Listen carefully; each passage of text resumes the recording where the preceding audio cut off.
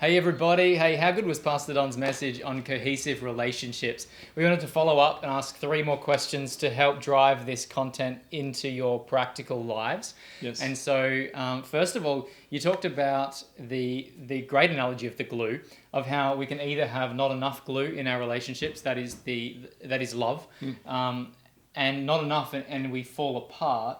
How do I know I'm not putting enough glue on my relationships? How do I know? Well, a good measure is, am I avoiding people? Right. So, Yeah. So Okay. if I'm feeling withdrawn, Yep. if I'm feeling withdrawn, and just when I'm with people, I'm just going, gee, I wish this was over. Or I'm Right. talking to you, and I'm kind of looking over here. Yep. As I'm actually stopping and listening. Yep. Or I'm being on my.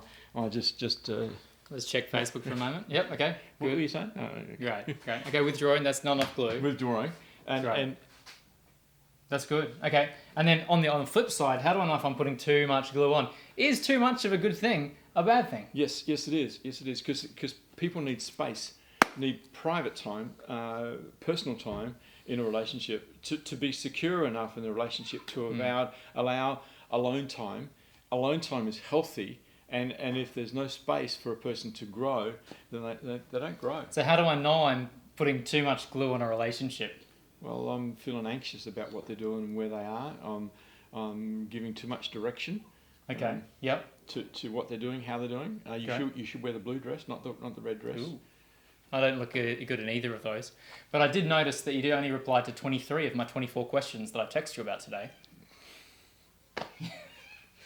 So too much glue. What about, okay, you talked about family of origin story and how it's important to not just live, I guess, blindly in that family of origin story, but also take on a new family of origin through Jesus, through God the Father and Jesus, our Savior and our brother. So how do we do that? How do we, first of all, be aware of our family of origin story, and secondly, do it honoringly do the changes honoringly of the ones who have gone before us?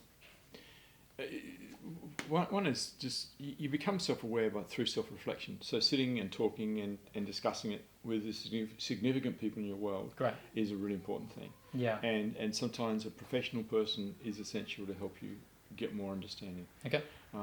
Personally, I found I needed that.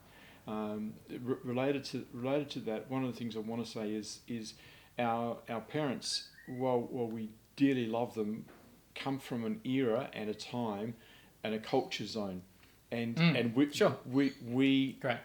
and like I was a child of the 50s. I am a child of the 50s. You're a child of the 80s. Right. And your Alexander is a child of the zeros, the tens. And so the different generations, and each one has its own culture and needs to determine how to do the family of origin while paying honour and respect to that family of heritage. I love it. Very good. Well, hopefully that's been really helpful to you. And send us any more questions that you've got. But in summary, Pastor Don, why don't you sum up your message of 3 really important things? So three things is this. Why don't you make it safe? Make it safe in your relationships. Build trust and build belonging. Great. Love to hear how God is at work in your relationships. Say good day.